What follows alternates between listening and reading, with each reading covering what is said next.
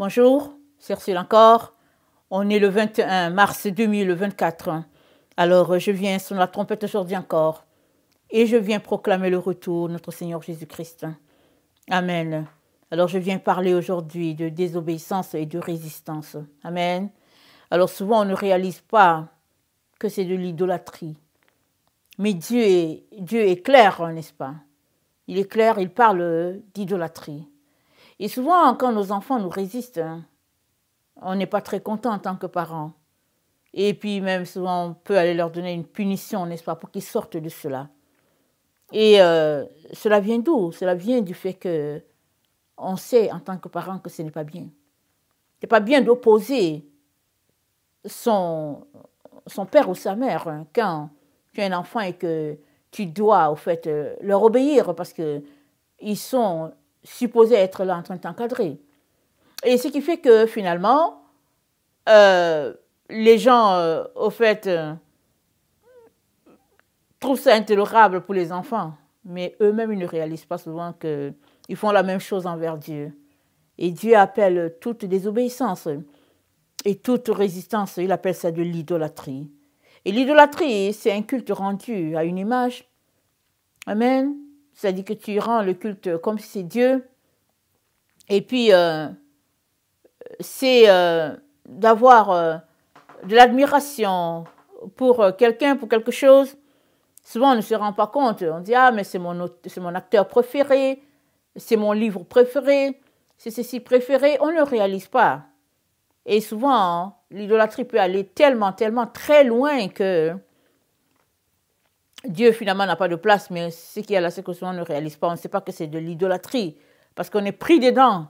On est pris dans les filets et puis on ne se rend pas compte. Mais Dieu aimerait qu'on se rende compte. Et la seule manière, n'est-ce pas, c'est d'être dans une relation d'intimité avec Dieu de manière constante pour voir qu'il y a quelque chose qui ne va pas. Qu'est-ce qui ne va pas aujourd'hui? Et Dieu va te dire. Mais si, finalement, tu es dans une relation avec Dieu et que tu es juste dans ton mode de pensée, en te disant tout est OK, alors que voici de l'idolâtrie qui vient de se glisser sans que tu t'en rendes compte. Ça arrive constamment. Amen. Et le Seigneur nous dit de sortir de l'idolâtrie de manière à ce que entre Dieu et toi, il n'y ait personne, il n'y ait rien. Même pas une once de poussière. C'est juste Dieu et toi. Et voilà le défi, n'est-ce pas, de tout un chacun. À tous les jours, ce défi-là. Alors, dans Samuel 15, le verset 22, c'est dit, au verset 19, c'est Samuel qui parle au roi Saül. Il lui dit, pourquoi n'as-tu pas écouté la voix de l'Éternel? Pourquoi t'es-tu jeté sur le butin et as-tu fait ce qui est mal aux yeux de l'Éternel? Saül répondit, écoutez bien, il répondit, j'ai bien écouté la voix de l'Éternel et j'ai suivi le chemin par lequel m'envoyait l'Éternel. J'ai amené Agag, roi d'Amalek, et je l'ai dévoué par interdit. J'ai dévoué par interdit les Amalécites. Mais le peuple a pris sur le butin des brebis. Mais le peuple. Alors, souvent, on fait ce que Dieu a dit, mais à cause de telle personne, on se retrouve sur notre voie. Ou bien tu es en train de faire ce que Dieu te dit et quelqu'un vient te voir pour dire que, oh oui, ce que tu fais, c'est très bien. Mais, voilà, tu viens de quitter la voie. Souvent, on ne se rend pas compte. C'est souvent subtil. Oh oui, c'est vrai, Dieu m'a dit que voilà, c'est que, oh, c'est extraordinaire. Mais, et aujourd'hui, je suis là pour parler des différents mais qui peuvent se trouver sur ton chemin. Pour le roi Saül, c'était le peuple, a-t-il dit. Mais pour toi, c'est quoi? est le main qui se dresse entre Dieu et toi, qui fait que Dieu te parle, mais toi tu n'écoutes pas, tu fais autre chose. Dieu te parle, tu fais autre chose. C'est quoi? Qu'est-ce qui se passe? Jean 5, le verset 19.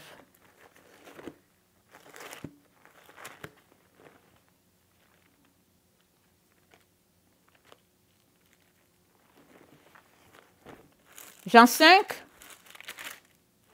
verset 19, Jésus-Christ parle. Il dit,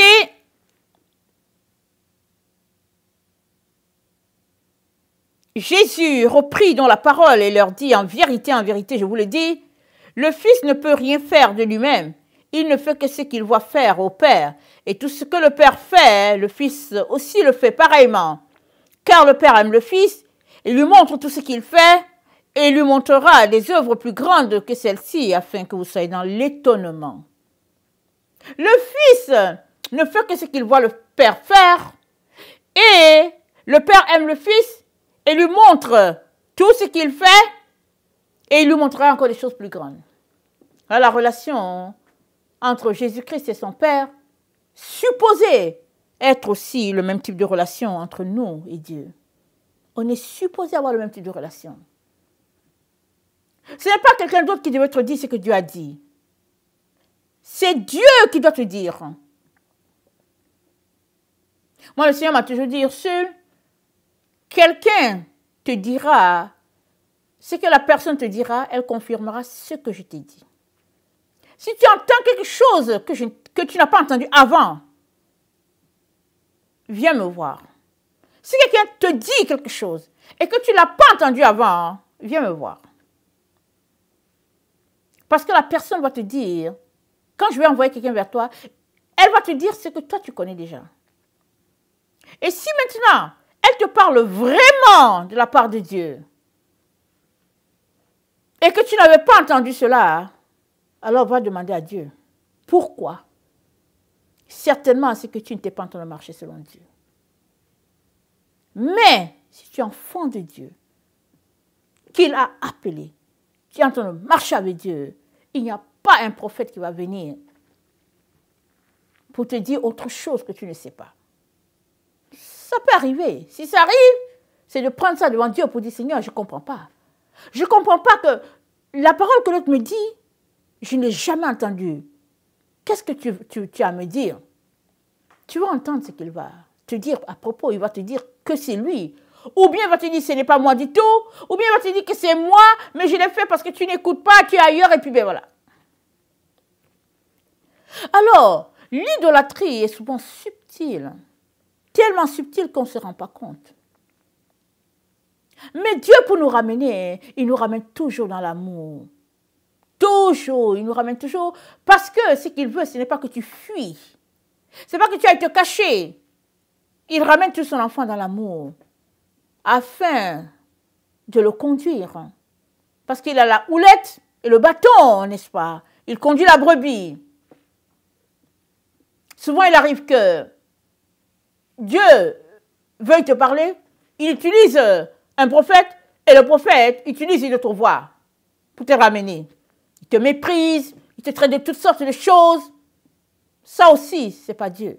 Le message peut être le message de Dieu, mais la façon que la personne te traite peut être tellement rude, méchante, désagréable que tu devrais aller devant Dieu pour dire, qu'est-ce qui se passe? Parce que Dieu ne dénigre pas. Jamais. Dieu ne dénigre pas quelqu'un. Ce n'est pas Dieu. Il nous a appris à ne pas dénigrer. Dieu ne dénigre personne. Si Dieu t'a donné un message pour quelqu'un et que toi, tu livres le message et que tu dénigres la personne, arrête-toi. Arrête-toi, il y a un problème dans ta vie que tu devrais changer. Dieu ne peut pas t'envoyer vers quelqu'un et il t'envoie et puis tu dénigres la personne. Nathan allait donner un message à David, pardon. Et il savait ce que David avait fait. Mais il est venu, il a dit quoi? Il a dit, il y avait un homme, et puis il avait une brebis, et puis l'autre avait beaucoup. Il n'est pas venu pour dire, hey, oh. Non, il n'a pas fait ça. Dieu est amour, il est bonté. Même quand il rabaisse, même quand il ramène, excusez-moi le terme, même quand il ramène, il ne rabaisse pas. Non, il ne rabaisse pas. Il ne dénigre pas. Non.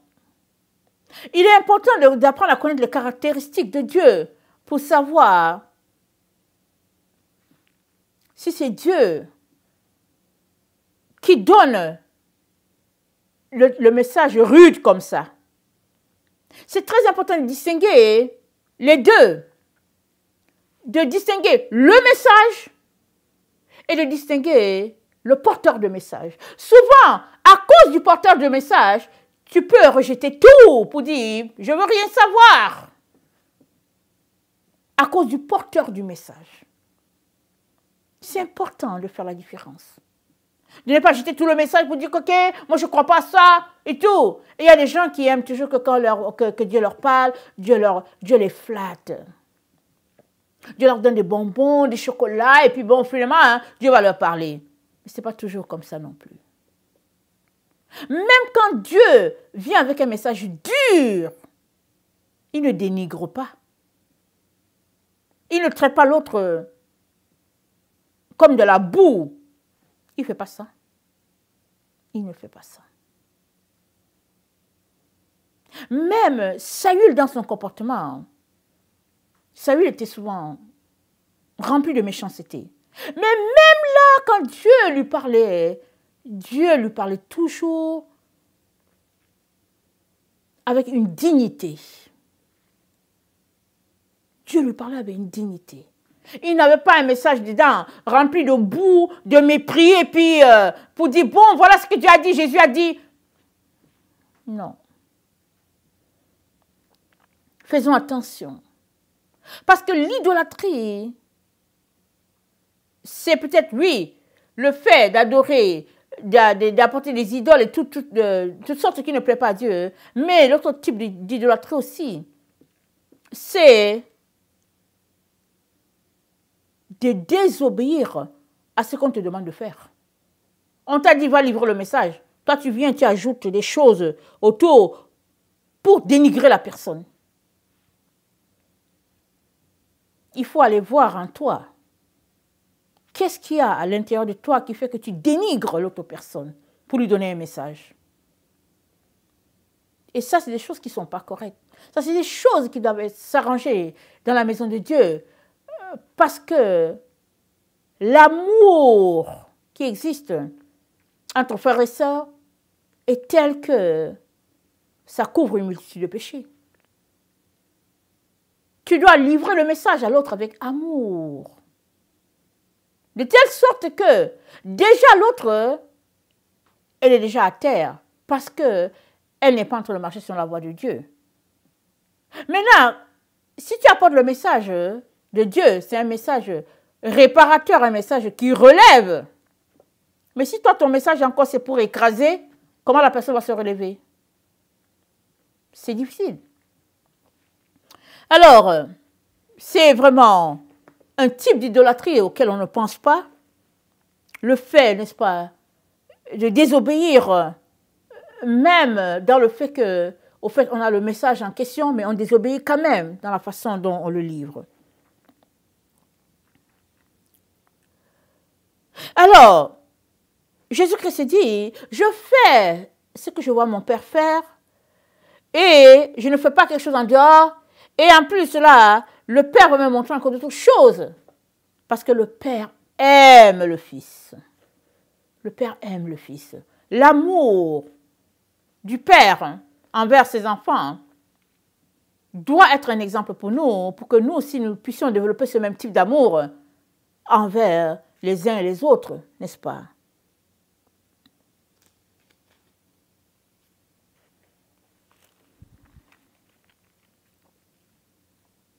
Dans Jean 5, on est toujours dans Jean, où Jésus-Christ arrive au niveau, n'est-ce pas, de Bethesda, il trouve ce monsieur-là qui est malade, et puis qu'est-ce qu'il dit au monsieur, au verset 6, il vient, il dit à la personne, il dit, veux-tu être guéri? il commence à dire, je n'ai personne. Mais ce n'est pas ça que Jésus lui a demandé. Est-ce que tu veux te guérir? Il devait répondre par oui ou non. Amen. Il devait répondre par oui ou non. Il commence à raconter ce qui lui est arrivé, et puis et puis Jésus-Christ dit, non. Veux-tu être guéri? Amen. Alors lui, dans son cas, Jésus-Christ n'a pas posé la question 2 fois. Jésus-Christ a coupé court, il a dit, prends tes affaires. Et puis, comme il a dit, il dit, lève-toi, lui dit Jésus, prends ton lit et marche. Parce que Jésus-Christ s'est rendu compte que s'il continuait de l'écouter, le monsieur allait partir très loin de sa guérison. Parce que l'onction sur Jésus était une onction pour guérir. C'était là du moment. Jésus-Christ lui dit, veux-tu être guéri? Lui commence à raconter ce que les autres lui ont fait. Jésus-Christ ne veut pas entendre dedans. Il dit, non. Prends ton lit, marche.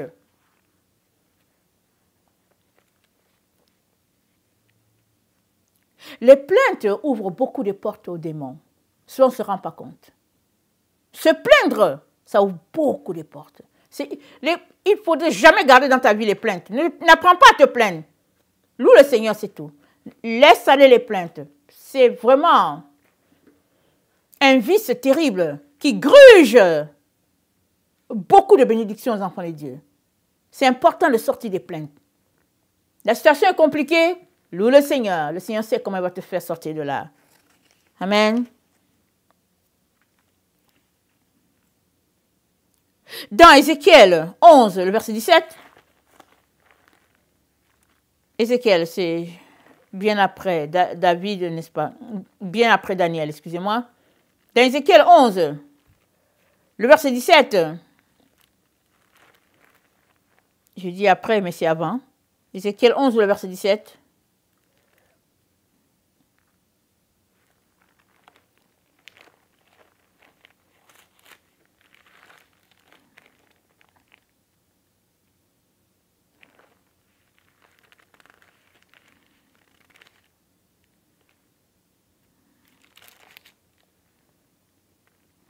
C'est pourquoi tu diras, ainsi parle le Seigneur l'Éternel, je vous rassemblerai du milieu des peuples, je vous recueillerai des pays où vous êtes dispersés, je vous donnerai la terre d'Israël, c'est là qu'ils iront, et ils en ôteront toutes les idoles et toutes les abominations. Je leur donnerai un même cœur, je mettrai en vous un esprit nouveau, je ferai de leur corps le cœur de pierre, je leur donnerai un cœur de chair, afin qu'ils suivent mes ordonnances, qu'ils observent mes pratiques, mes lois, ils seront mon peuple et je serai leur Dieu. Mais pour ceux dont le cœur se plaît à leurs idoles et leurs abominations, je ferai retomber leurs œuvres sur leur tête, dit le Seigneur l'Éternel. Amen. Dieu dit, je les rassemblerai du milieu des nations, je les recueillerai. Amen. Ils seront un peuple, mon peuple. Ils ôteront toute idole de leur vie, de toute abomination, et j'ôterai de leur corps le cœur de pierre, je leur donnerai un cœur de chair. Amen. Et afin qu'ils suivent mes ordonnances et pratiquent mes lois. On est dans ce temps-là. Dieu nous donne un même cœur, c'est-à-dire un cœur où Jésus est en nous pleinement, un cœur non divisé, un même cœur, c'est-à-dire un cœur uni parfaitement à Dieu dans ce que Dieu est en train de faire, un cœur qui approuve ce que Dieu fait, pas un cœur qui résiste à Dieu. Un cœur, je leur donnerai un même cœur. Tous, quand tu vas les voir, ils auront un même cœur, c'est-à-dire les enfants de Dieu, acquis à sa cause, en train de faire sa volonté, en train de marcher dans ses voies, un même cœur. Et ce cœur, n'est-ce pas, n'est pas autre chose que la personne de Jésus-Christ lui-même. C'est lui, n'est-ce pas, ou bien c'est par lui que Dieu rassemble toutes les nations. La Bible dit que Dieu était en Christ, réconciliant le monde avec lui-même. Donc c'est par Christ que Dieu rassemble toutes les nations. Et ce cœur-là, n'est-ce pas, que les enfants de Dieu auront, disons que c'est Jésus-Christ, lui-même ce cœur, parce qu'ils seront comme une seule personne. Amen. Il n'y a pas l'autre qui imposera son point de vue à l'autre, sachant que tous marchent selon Dieu, dans la crainte de Dieu, obéissant à Dieu, chacun dans le domaine où Dieu l'a appelé. Amen. Alors, Saül, il avait été élu par Dieu pour le peuple voulait un roi. C'est pas ça que Dieu voulait pour eux. En tout cas, pas pour le moment, mais eux, ils voulaient. Après insistance, Dieu a dit, OK, donne-leur Saül. Et finalement, Saül a marché avec Dieu à un moment donné. Et puis Saül a commencé à ne plus marcher pleinement avec Dieu. Et il a dit, c'est le peuple. Il a dit, mais, il dit, j'ai obéi, mais. La Bible dit, celui qui met la main à la pâte et qui regarde en arrière n'est pas digne au royaume. Saül a été appelé par Dieu. Alors, c'est à lui de conduire le peuple, ce n'est pas au peuple de le conduire. Beaucoup de gens sont appelés de Dieu et puis ils laissent les gens leur donner des conseils qui ne sont pas de Dieu. Oh non, mais moi je pense plutôt que oui, c'est vrai, on ne met pas en doute, Dieu t'a parlé, c'est vrai, mais on pense que tu ne peux pas servir Dieu comme ça.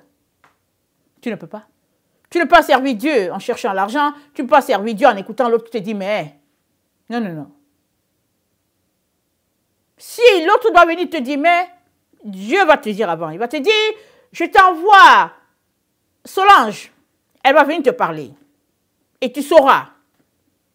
Solange ne va pas débarquer devant ta porte et puis pour te dire, oh mais bon, tu sais, Dieu m'envoie et tout, alors que toi tu as une relation avec Dieu. Tu as une relation avec Dieu, tu es dans sa présence, Dieu ne te parle pas et puis Solange vient pour dire, oui, Dieu m'a dit. Il y a quelque chose qui cloche. Il est donc très important de vérifier. Qui est Solange devant ta porte? Et puis, si c'est Solange, pourquoi est-ce que Dieu ne t'a pas parlé? Parce que tu es dans la présence de Dieu. Tu es son enfant. Amen. Alors, plusieurs sont égarés par les mais de leur vie. Pour certains, les mais, c'est l'argent. Ils servent Dieu et puis subitement, ils sont pris par l'argent, n'est-ce pas? Oh, on doit vivre et tout. Dieu dit quoi? Cherchez premièrement le royaume de Dieu et sa justice et toutes les autres choses vous seront données par-dessus. Toutes les autres choses. Ça, c'est le business de Dieu. Te donner à manger, t'habiller, t'occuper de toi, ça c'est pour lui. Toi, occupe-toi de la maison de Dieu, des choses de Dieu.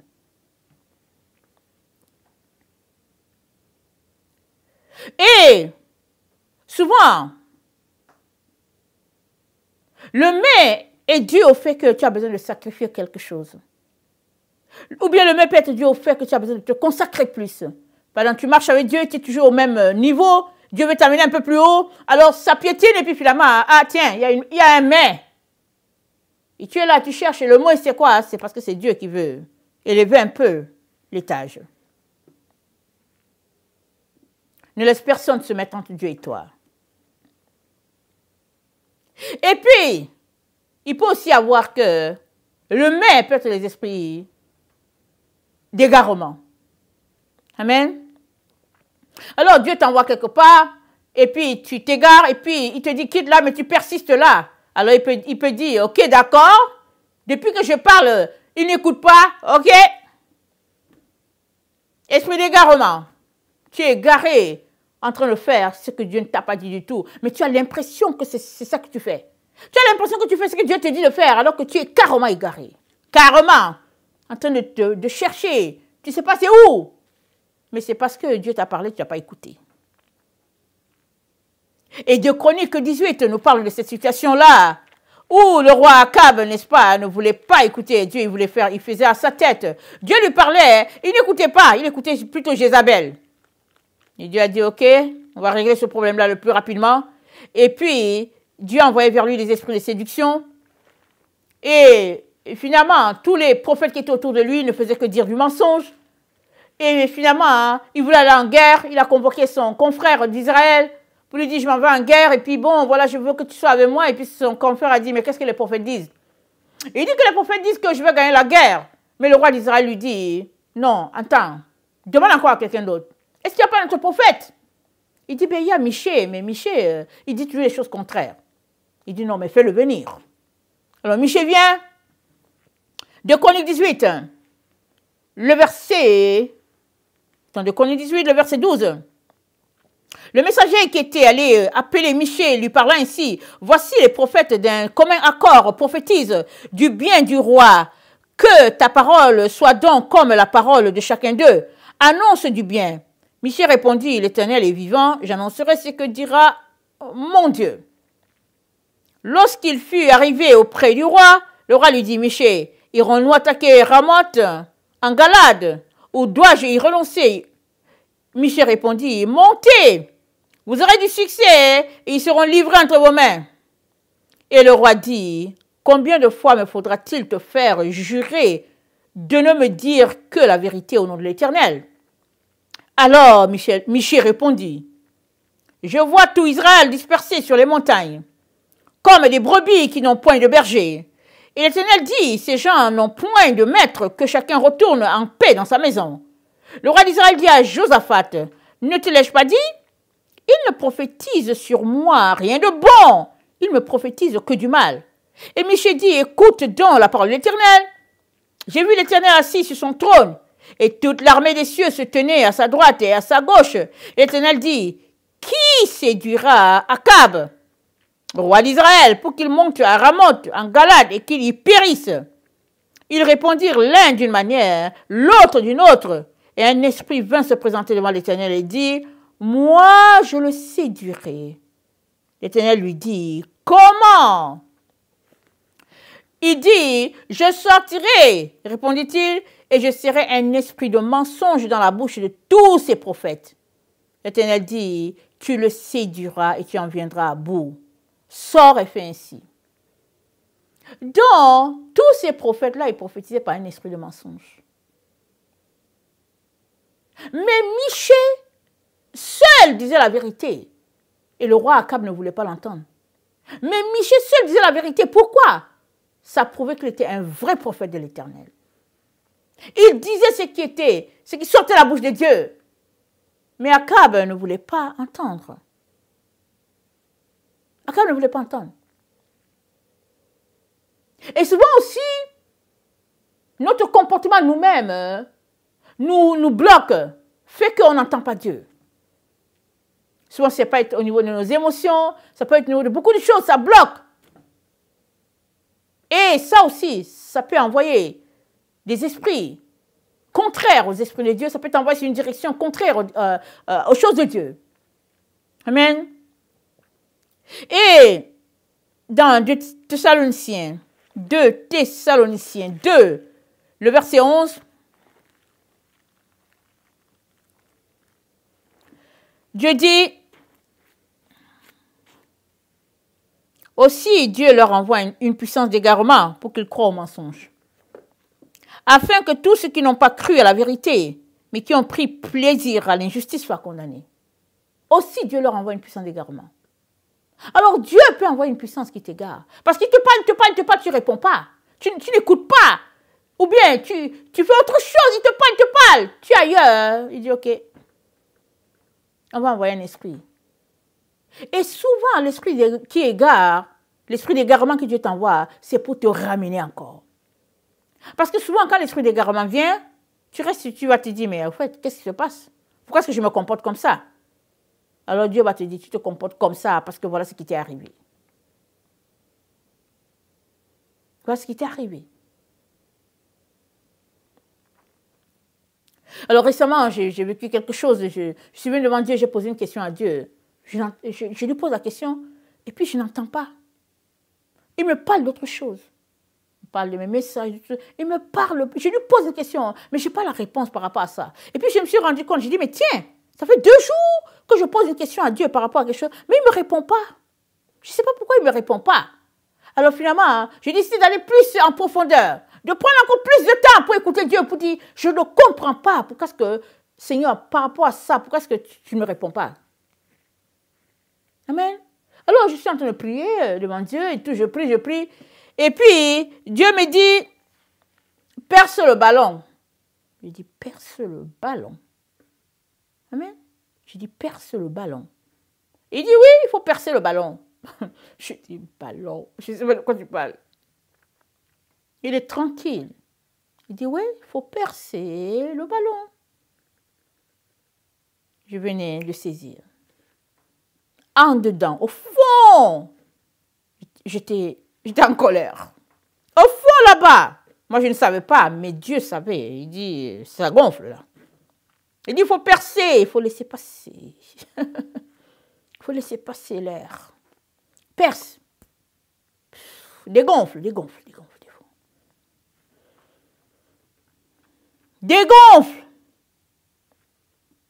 Dès qu'il a dit ça que j'ai saisi, fini. Fini, tout a été arrangé. J'ai saisi tout de suite. J'ai eu la réponse tout de suite à ma question. Tout de suite. Mais durant tout ce temps-là, c'est quelques jours où j'ai posé ma question, où je n'avais pas de réponse. J'étais en boule. J'étais en boule.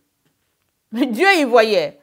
Mais je me disais que bon, c'est passé. Mais au fond, il y avait quelque chose. Souvent, nos émotions nous égarent. Nous avons besoin, n'est-ce pas, en tant qu'enfants de Dieu, de rassembler tout ce qu'il faut pour entendre pleinement Dieu. Amen. Et qu'il n'y ait aucun obstacle sur notre chemin. Et ça va demander, n'est-ce pas, qu'on puisse être très perspicace dans notre recherche de la volonté, notre désir d'être agréable à Dieu à toutes choses. Ça, c'est très important.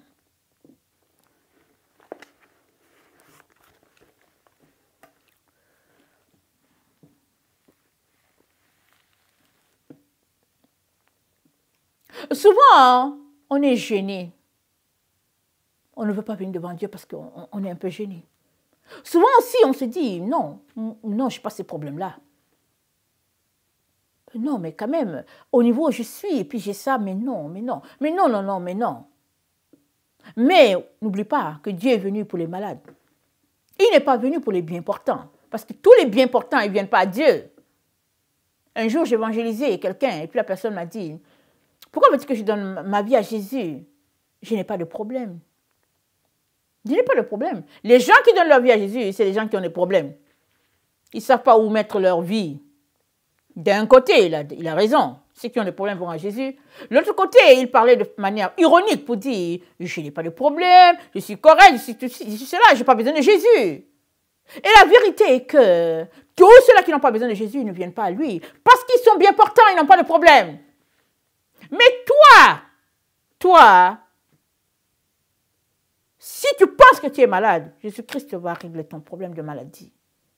Que ce soit une maladie émotionnelle, que ce soit une maladie physique, que ce soit une maladie psychologique, peu importe le type de maladie. Jésus est venu pour les gens qui ont besoin de lui. C'est pourquoi il est là. Mais si tu n'as pas besoin de lui, il ne peut rien faire pour toi. Voilà pourquoi les prostituées et les voleurs, c'est dit qu'ils vont dévancer les enfants de Dieu dans le royaume de Dieu. Pourquoi? Parce qu'eux, au fait, ils n'ont pas manqué de commettre toutes sortes de bassesses pour vivre, parce qu'ils veulent vivre. Et une fois qu'ils apprennent que non, ce n'est pas le bon chemin et que le chemin est là, allez, ils laissent ça, ils courent de ce côté. Ils sont très rapides à dire, ok, d'accord, mais moi, je ne veux pas périr. Parce que pourquoi est-ce qu'ils sont mis à faire ces métiers-là? Parce qu'ils ne voulaient pas périr. Ils ont dit, bon, moi, je ne sais pas quoi faire. Ok, je vais faire le sale métier. Mais maintenant qu'ils savent que ce n'est pas le bon chemin, alors, ils changent tout de suite. Mais l'autre qui se dit, mais moi je n'ai pas de problème quand même. Je ne sais pas pourquoi ils veulent qu'ils disent que j'ai des problèmes. Mais je n'ai pas de problème. Je ne sais pas comment je vais venir le voir parce que je n'ai pas de problème. Ben, tu n'as pas de problème, Jésus Christ ne peut pas t'aider. Et pour régler un tel problème, ça va demander que tu rentres en toi-même, dans ton être le plus profond. Que tu ailles vérifier qui est-ce que tu es. Est-ce que tu as un problème d'orgueil? Est-ce que tu as un problème d'image personnelle qui te fait que tu te crois à quelque chose? Qu'est-ce qui fait que tu n'arrives pas à venir devant Dieu dans toute l'humilité et la simplicité? Parce que Dieu est simple. Il est humble, notre Dieu, notre Père. Il est simple, notre Dieu. Mais si tu viens avec les gros sabots, tu ne vas pas forcément l'entendre.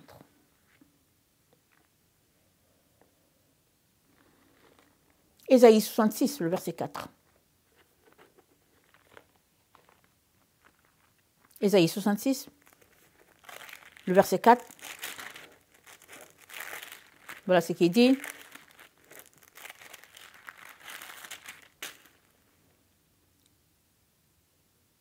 Moi aussi, je me complairai dans leur infortune. Et je ferai venir sur eux ce qui cause leur effroi. Parce que j'ai appelé et qu'ils n'ont point répondu. Parce que j'ai parlé, ils n'ont point écouté. Mais ils ont fait ce qui est mal à mes yeux. Ils ont choisi ce qui me déplaît.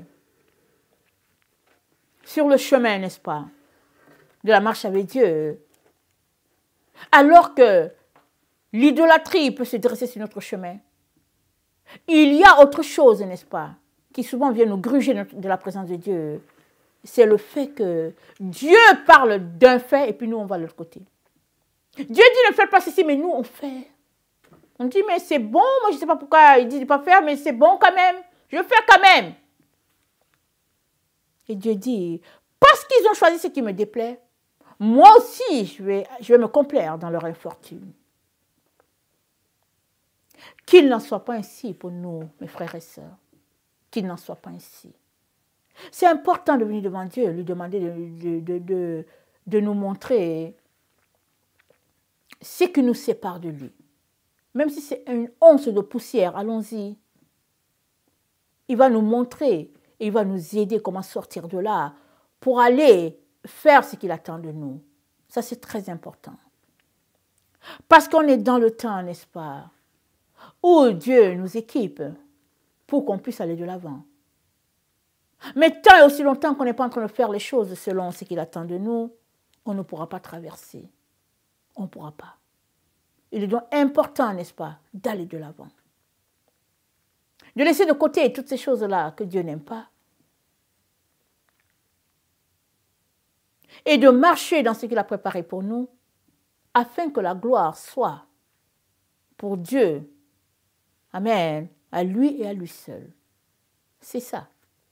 Il n'y a pas un autre chemin, il n'y a pas un autre moyen. C'est comme ça que Dieu fonctionne. Que le Seigneur bénisse sa parole et que sa grâce puisse demeurer sur chacun d'entre nous et que nous puissions trouver, n'est-ce pas, ce qui grinche de temps en temps. Il y a des choses qui grinchent de temps en temps. Et c'est normal. On est des humains, Dieu est esprit et il est là pour nous aider à être parfait, ôter les ronces de manière à avancer et pour s'unir parfaitement à Dieu. Que le Seigneur bénisse sa parole. Maranatha, Jésus revient. Amen et alléluia. Sont tous bénis. Amen.